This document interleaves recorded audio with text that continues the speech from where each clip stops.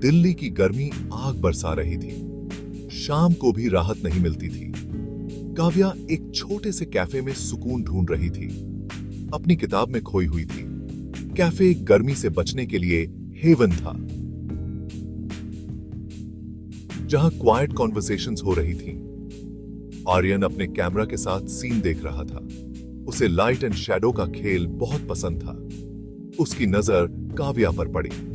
वह अपनी किताब में इतनी खोई हुई थी कि उसे आर्यन का देखना पता ही नहीं चला। आर्यन को कनेक्शन फील हुआ।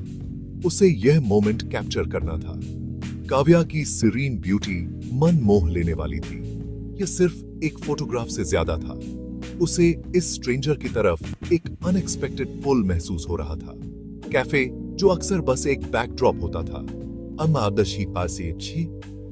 आज कुछ अलग लग रहा था। आर्यन हिचकिचा रहा था। वह उसे डिस्टर्ब नहीं करना चाहता था, लेकिन कुछ तो ऐसा था जो उसे आगे बढ़ने के लिए कह रहा था। धड़कते हुए दिल के साथ वह उसकी टेबल के पास पहुंचा। एक्सक्यूज मी, उसने कहा। उसकी आवाज में नर्वस मर्मर था।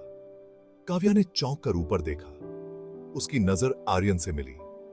ऐसा लगा जैसे दुनिया की सारी आवाजें बंद हो गई हों। I am a photographer, Aryan ने कंटिन्यू किया, and I was wondering if I could take your picture. Kavya हैरान थी। वह रैली ध्यान आकर्षित करती थी, फिर भी आर्यन की आंखों में कुछ तो था, एक सिंसेरिटी जिसने उसे हां कहने के लिए अर्ज किया। श्योर, उसने हेजिटेंटली एग्री किया। आर्यन का चेहरा खुशी से खिल उठा। जब आर्यन अपना कैमरा सेटअप कर रहा था, वे बातें कर रहे थे। काव्या, जो यूजुअली शर्मीली थी, खुलकर बातें करने लगी। उसने अपने फ्यूचर ड्रीम्स शेयर किए। आर्यन ध्यान से सुन रहा था। उसके पैशन ने उसे कैप्टिवेट कर लिया। उसने उसे अपने फोटोग्राफी के लिए लव के बारे में बताया। उसका लेंस फ्लीटिंग मोमेंट्स को कैप्चर करता था, उन्हें परमानेंट बनाता था। जैसे ही सूर्य अस्त हुआ, आसमान को ऑरेंज और पर्पल रंग में रंग दिया। वे समय भूल गए। एक बॉन्ड बन रहा था। अगले कुछ हफ्तों में कैफे उनकी मीटिंग प्लेस बन गया। वे हर बात पर और कुछ भी नहीं बात करते थे। उनकी फ्रेंडशिप और गहरी होती गई और कुछ ज्यादा प्रोफाउंड में बदल गई। हवा में प्यार था, एक गर्म दिल्ली की रात में जैस्मिन की खुशबू की तरह मीठा। एक शाम आर्यन काव्या को एक पार्क ले गया। ढलते हुए सूरज की रोशनी हरी भरी हरियाली पर सुनहरी चमक बिखेर रही थी। उसने एक ब्लैंकेट बिछा रखा था, एक बास्केट जिसमें उसके फेवरेट ट्रीट्स थे। यह उसके सपनों का सीन था। ब्लैंकेट पर एक लाल गुलाब रखा हुआ था। जैसे ही काव्या ने रोमांटिक सेटिंग को देखा, आर्यन ने उसका हाथ पकड़ लिया। उसके स्पर्श से उसे करंट सा लगा। काव्या, उसने कहा।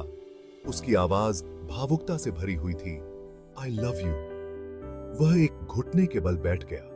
गुलाब उसके हाथ में कांप रहा था। Will you marry me? Kavya का दिल उछल गया, लेकिन हकीकत ने उसे जैसे झकझोर कर रख दिया। उसने हमेशा प्यार का सपना देखा था, लेकिन उसकी फैमिली को अरेंज्ड मैरिज की एक्सपेक्ट थी। काव्या की आंखों में आंसू आ गए। Aryan, I love you too, but उसने उसे अपनी फैमिली की एक्सपेक्टेशंस के बारे में बताया। आर्यन ध्यान से सुनता रहा। उसका दिल हर शब्द के साथ डूबता गया। वह इंडियन सोसाइटी की कॉम्प्लेक्सिटीज को समझता था, लेकिन उसने अपने प्यार को छोड़ने से इनकार कर दिया। We'll face them together, उसने कहा, उसका हाथ अपने हाथ में लेते हुए। Our love is strong enough to overcome any obstacle. Kavya को उसकी बातों से ताकत मिली। उन्होंने अपने प्यार के लिए लड़ने का डिसाइड किया। वे अपनी फैमिलीज को कन्विंस करेंगे कि उनकी खुशी एक दूसरे में है। यह एक मुश्किल रास्ता होगा, लेकिन वे इसे हाथ में हाथ डालकर चलने को तैयार थे। फैमिलीज, जैसा कि एक्सपेक्टेड था, राजी नहीं थीं। अरेंज्ड मैरिजेस ही नॉर्म थीं, लेकिन काव्या और आर्यन अपने फैसले पर अड़े रहे। उन्होंने अपने प्यार को ऐसी कन्विक्शन से एक्सप्रेस किया कि उसे इग्नोर नहीं किया जा सकता था। उन्होंने अपने शेयर्ड ड्रीम्स, एक दूसरे के लिए रिस्पेक्ट और अपनी अनवेवरिंग कमिटमेंट के बारे में बात की। धीरे धीरे फैमिलीज को उनके बॉन्ड की गहराई दिखाई देने लगी। उनकी आंखों में प्यार को नकारा नहीं जा सकता था। आखिरकार वे मान गए। उनका दिल प्यार की जीत के आइडिया के लिए पिघल गया। काव्या और आर्यन बहुत खुश थे। उन्होंने एक खूबसूरत सेरेमनी में शादी कर ली, जो उनके अटूट प्यार का प्रमाण थी। उनकी कहानी एक इंस्पिरेशन बन गई, इस बात का प्रूफ कि सोसाइटल प्रेशर्स के बावजूद सच्चा प्यार, ईमानदारी और समर्पण खुशी का रास्ता बना सकते हैं।